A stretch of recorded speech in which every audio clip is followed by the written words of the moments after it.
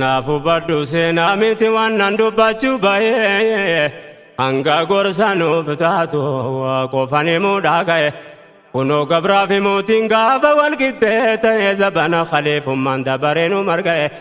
gaaf tokko wal gahiidhaaf waamamee dhaqoo ka'e dhalayaa beetal maqdees irraa dhufee sagahee Umar adeemuudhaaf ka'e gabricha isaati waleeni Rahmatummaa keessanaani nu milkeessi duniyaa diini Gaalattiin deemu baasuu dide beeytal maalirraa jedhee qabeenya ummataa yoo simmiidhamte narra borrabbiin nagaafannaan jawaaba isaa dhabuurraa lama taane dabareen teenya gaala kiyyarra galaa guduunfatanii qophaa'an lameen jara inni neef gabrichi isaa bahanii madiinarraa fageenya waan taateef karaan bulaa deeman nam lamaani Rahmatummaa keessanaani nu milkeessi duniyaa diini wayita Umar biyyarraa miilachi fageeffate cirracha gammoojjii keessatti kopheensaa cite ulee keessa baafatee gurmuutti rarraafate dabaree dhangaalarra gabricha isaa kaayyate Mila duwwaa fuulduraa deema gaala harkifate kana faatu har'a yaadate mootoowwan zabbanaa kuni Rahmatummaa keessanaani nu milkeessi duniyaa diini umman namaanaa diini dhugaan guutee baadhate amri rabbiif rasuula qalbii jaraa dhuunfate Amira dawlaa meeqaatu waan akkanaa mudate ayyaana maalummaa diini islaamaa hubate kananiin biyya lafaa yoomeessatti mul'ate deemsa karaa fageeffate aduu gammoojjii sanaani Rahmatummaa keessanaani nu milkeessi duniyaa diini Khaadima isaatiin waliin gaala dabareen taa'ee uffannaan inni gaafase uffatee achi gahe bakka 11 holkan erbamee wal gahe erbeenu kalleelooniiti kukkutameerra bu'e mootii biyyaa meeqaa ta'e akkas ta'e maal jettanii Rahmatummaa keessanaani nu milkeessi duniyaa diini mu'mina rabbiif of qabee of gaggabee dhugumaani Rahmatummaa kan keetiini nu milkeessi duniyaa diini khayriin jaraa dubbifamaa dubbatamaa ragahuuni Rahmatummaa keessanaani nu milkeessi duniyaa diini tokkummaa wala hiriirsanii diriirsanii adli deeni Rahmatummaa kan keetiini nu milkeessi duniyaa diini Rabbi turgeesse mi'eesse jarramri isaatiin bullaani Rahmatummaa keessanaani nu milkeessi duniyaa diini yaa Rabbanaa si kadhannaa gammachuu biyya lamaani Rahmatummaa keessanaani nu milkeessi duniyaa diini Biyya Falastiin gahuuf itti dhiyaachuu ka'ee Umar dhufaa jiraachuu ummanni oduu dhagahe namu hijumaan arguuf nama akkam akka ta'e waamee walitti dhaamee dhufee fageenya ka'e waa'ee isaatu yeroo san dubbatama ol ka'e addunyaa keessa wal ga'ee bulchiinsi isaa bal'annaani Rahmatummaa keessanaani nu milkeessi duniyaa diini gaafa jarrachi ga'uu dabareen akka carraa taraan kan gabrichaati namni taa'u gaalarraa jedheen kaadimtichi isaa ammatti dhiyaannerra yaa amiiral mu'miniin taa'uun ta'u asirraa ati harkiftee hantaa'e ummanni na arguurraa utuu dhageensinni karraabuuf jedhee gaafannaani Rahmatummaa keessanaani nu milkeessi duniyaa diini jedhe Umar dabaree keetiin teesse gaalarraa akkaan sochoone jedhe bakka teesse sanarra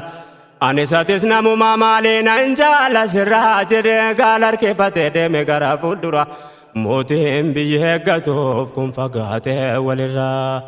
nama kanaatu ardeerra jiraate dabre duraani rahmatummaa keessanaani nu milkeessi duniyaa diini gaafa dawlaan meeqaata marka islaamaa taatu kanarra qoqqoodame daangaa baasee wal nyaatu biyyi gaafas mootummaa Umar jala jiraatu har'a mootii digdamee waynatti fakkaatu anda gadde sanaa ol malee achi gadin taatu akkasiinu walin taatu walin laaftu agartanii rahmatummaa keessanaani nu milkeessi duniyaa diini Umar ibnul Khattaabiin kan shayxaanni sodaatu bakka inni jiruuf karaan irra baheerran baatu jaalalli rabbii guddaa isarraa jiraatu biyya Umariin arguudhaaf waan uummanni fakkaatu yeroo inni bakka uummanni eeguutti achi dhihaatu silas waa waliin fakkaatu hin eegamuuf inni kuni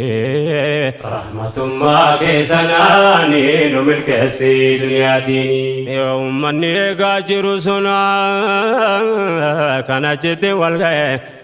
Umar mootii biyyoota meeqaa sababa ta'eef waan waraanni isa marsee gamaa gamana ga'e kan duula kumaatamaan eegamaa dhufusee Umar jarri dhaga'eef inni kun faalla tahee dubbiin hibaa dhibaa ta'ee amanuuf rakkatanii rahmatummaa keessanaani nu milkeessi duniyaa diini Abbaa Ubaydaan fagootti argee dhagee simate bira gahee ilaalee akkaataa isaa hubatee waan inni uffatee dhufe argee baay'ee rifate gallaaluu miilatuun waajjira kophee baafatee cittuu gurmuutti baata ulee dhaarra raafate gaala harkisee deema gabricha irra kaayyate hakkisaa kun tulfaate rifate Abbaa Ubaydaani rahmatummaa kan keetiini nu milkeessi duniyaa diini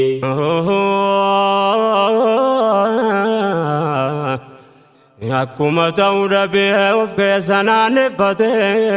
jedhee yoo Umar kanaan biyya dura dhaabbate ummanni maal nun jedha jechuutu garaa nyaate Abbaa Ubaydaan dubbii gade qabee gaafate yaa khaliifaa islaamaa maaluma si mudate biyyee si ilaaluuf waamee si eega wal guurrate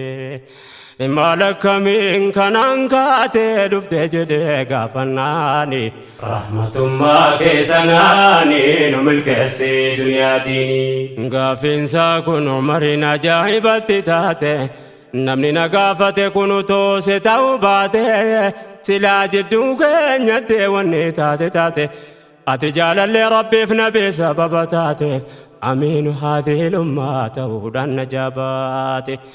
hutuu nama biraa taate silaa naftuudha dubbiini rahmatummaa keessanaani nu milkeessi duniyaa diini jedhee dubbate Umar nutummata xiqqaate gadaa jaahiliyyaatiin jaarraa dheeraa salphate ummata duubatti fi addunyaan kun tuffate rabbiin isaa islaamaatiin gubbaarra nu baafate